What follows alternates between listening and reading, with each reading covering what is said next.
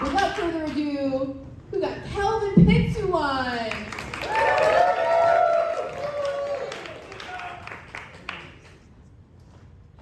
Why is this mic on? Cool. All right. Why is it that some really bad ideas seem to last forever? And why is it that some really great ideas can just vanish and be forgotten? Have you guys ever been in that situation where you found something really cool, something new, a new TV show, a new product, or a new game, and you're telling all your friends about it, and they might try it for a little bit, but then they wind up just going back to the old habits and what they're used to. My name is Calvin, and I make video games, and specifically, I focus on innovative games. So I always try to make games and experiences that people haven't seen before.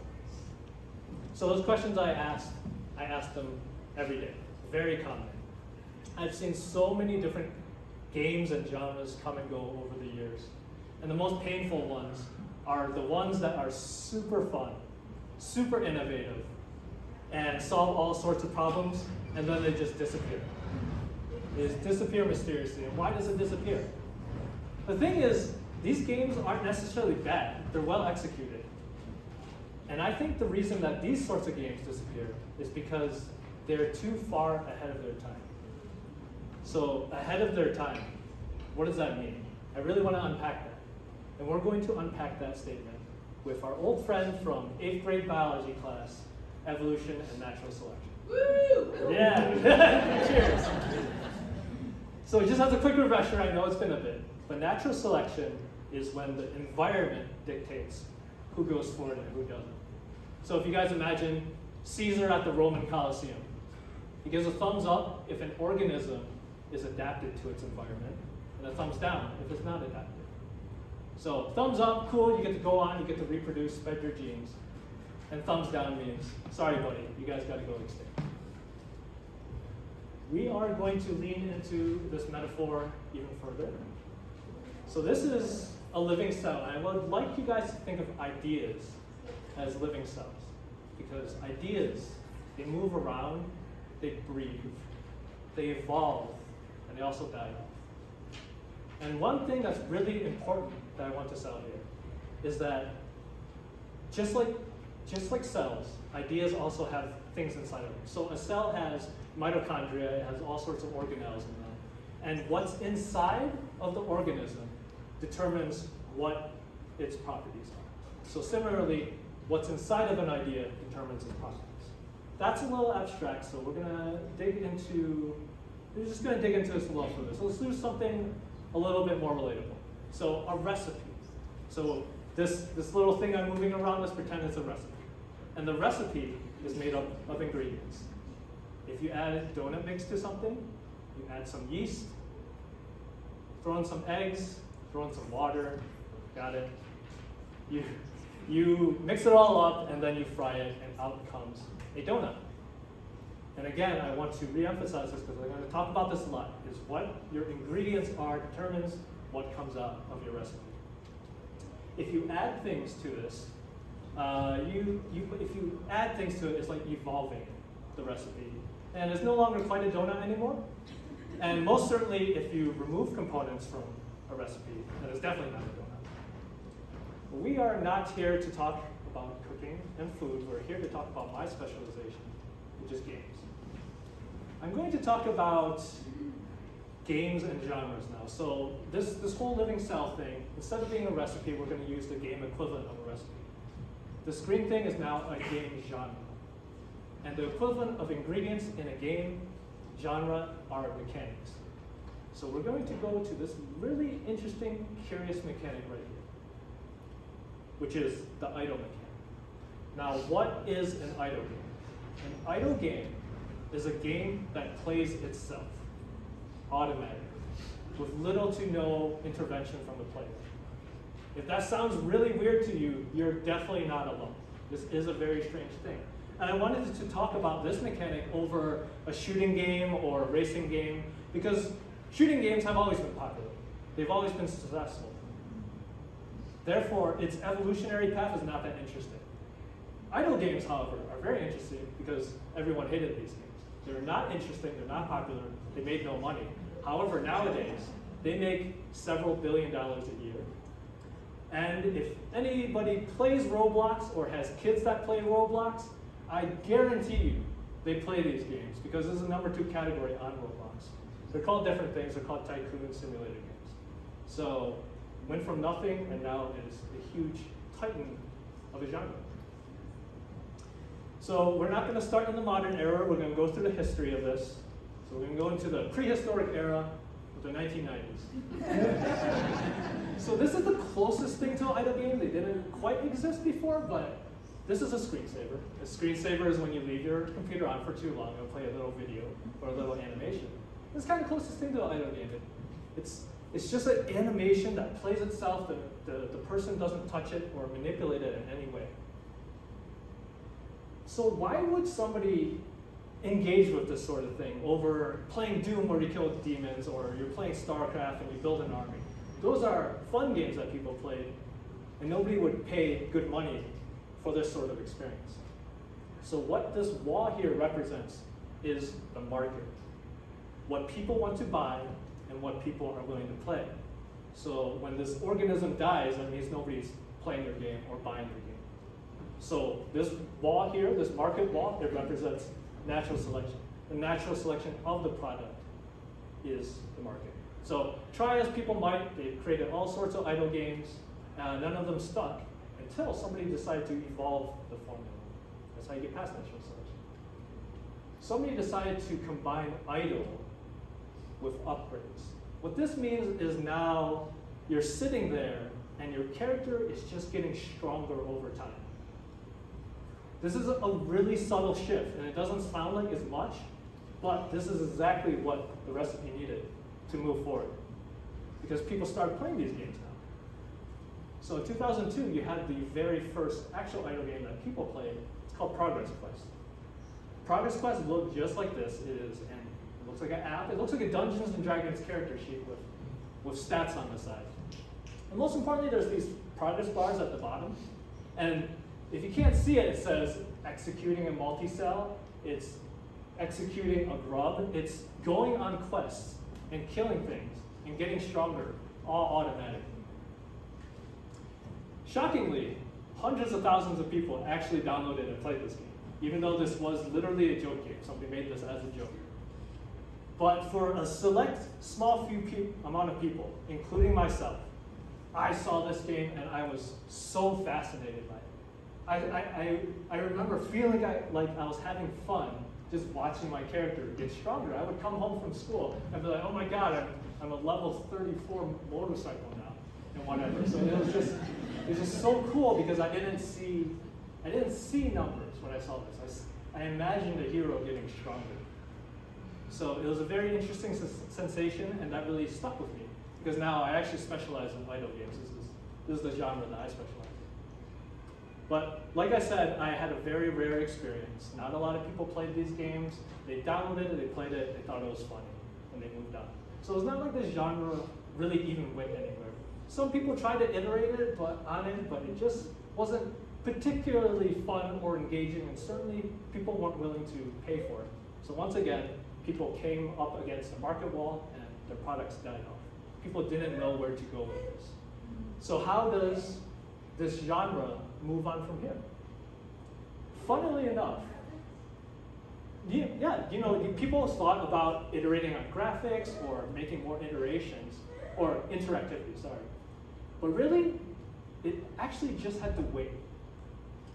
You can wait and a wall goes away. So one thing I want to re-emphasize about natural selection is that it's the environment that dictates what goes through. Environments and ecosystems can change. So in the 2000s, we started getting better video cards. More setups had multiple monitors, which is important. And the other key thing is that flash game technology started coming out in 2000. Flash games are games that ran in your browser. So this combination of technologies made idle games make much more sense. No longer were you just filling your screen with progress bars instead of playing Doom. You were able to put the game on a second monitor, have it constantly play while you're doing other things. Do work, talk to your friends, whatever.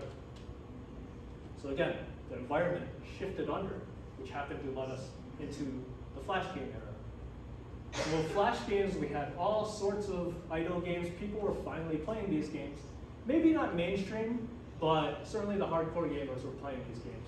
So we had a lot more evolution, a lot more visuals, and a bit more mechanics. You no longer were just staring at a set sheet, you were at least buying things in the game. It was still basically idle. That leads us to the most popular idle Flash game of all time, which is Cookie Clicker. Has anyone played Cookie Clicker? Okay, great. There you go. These are the hardcore gamers. Yeah, these guys know their stuff. Cookie Clicker is pretty much what you see is what you get. You make hundreds of cookies, millions of cookies, quadrillions of cookies. You then take those cookies to buy more cookie generators.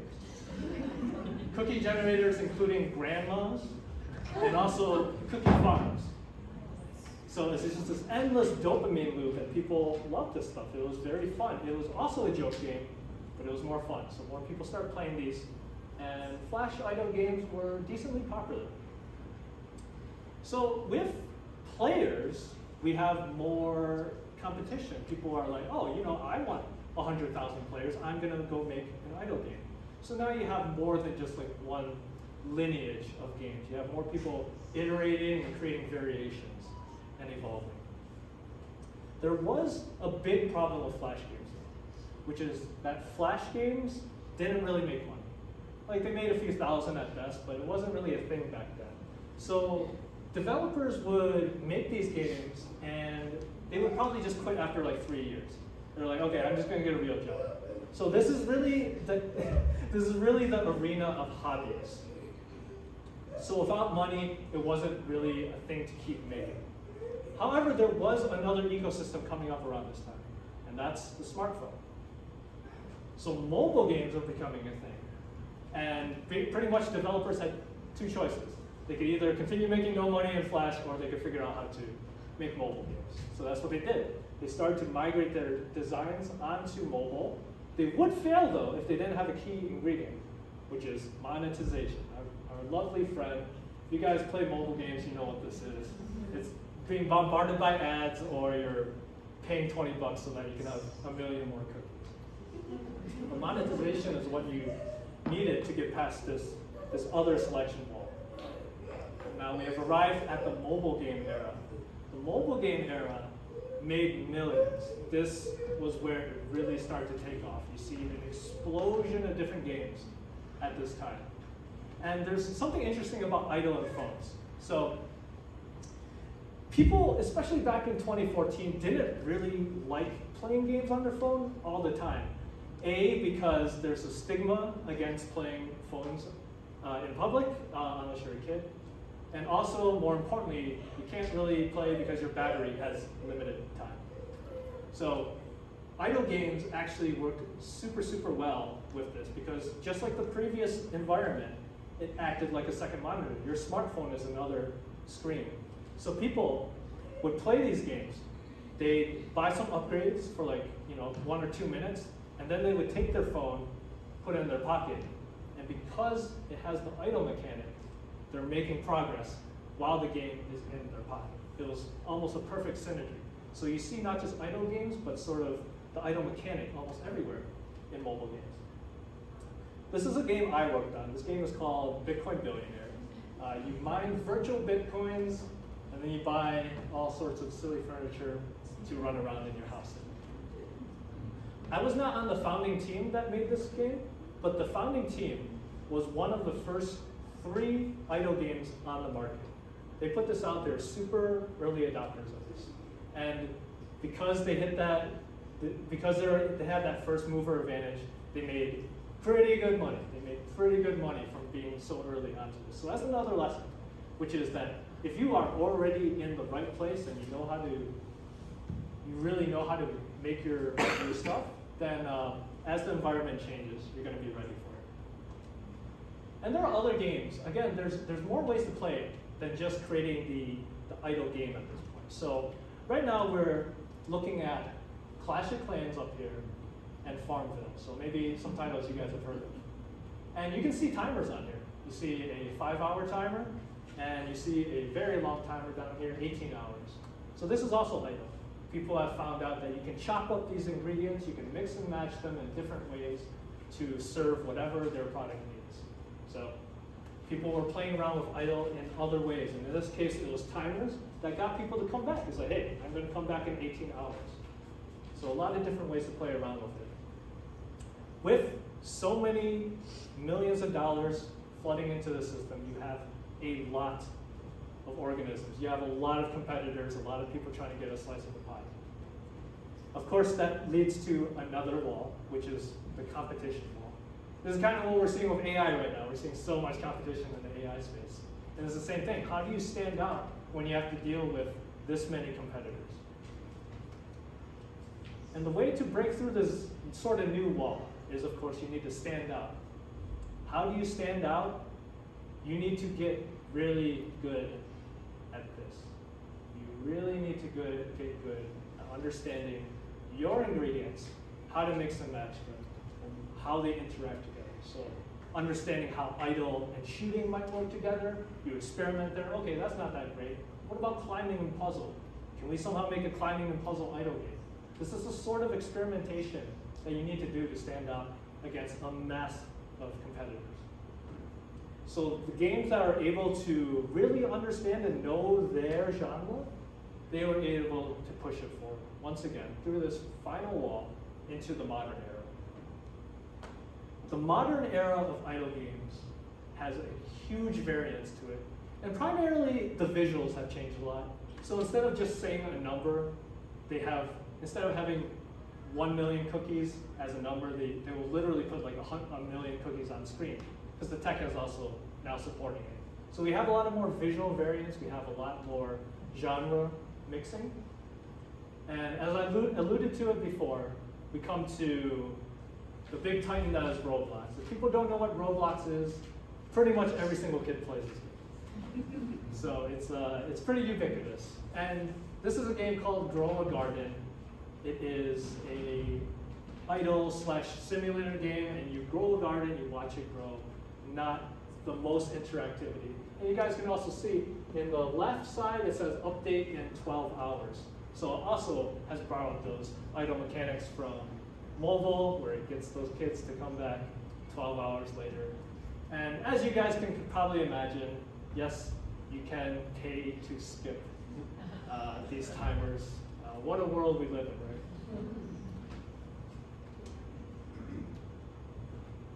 right? So that's sort of the history of idle. And if one of your takeaways from this is, oh, maybe I should predict what sort of environment or ecosystem is coming up in the future, I think that is not a great way to go about it. So that's something like a Steve Jobs might do. The problem is it's just really hard. You need to have huge domain knowledge, you need to be super lucky, you need to have a lot of money. So I don't think that's a really good way to go. I think a better way to go, if you guys want to kind of innovate in the same successful way, is the other way around, the other end, which is the evolution side. I think that whole ingredient thing, it is a metaphor that I use all the time. If you guys become like a Michelin chef, you know your ingredients, you know how they mix and match, and you know how to really manipulate them, then when the environment inevitably shifts over, you're already prepared to cook up that perfect dish for the market. And the last sort of thing I want to say is that sometimes you really can just be ahead of your time. So the next time you're talking to your friends and you're saying, guys, I found the coolest new thing. It's called Crystal Pepsi. And it tastes delicious. And if your friends push back on that and say, hey, this is kind of disgusting, just realize that it's their problem, not yours.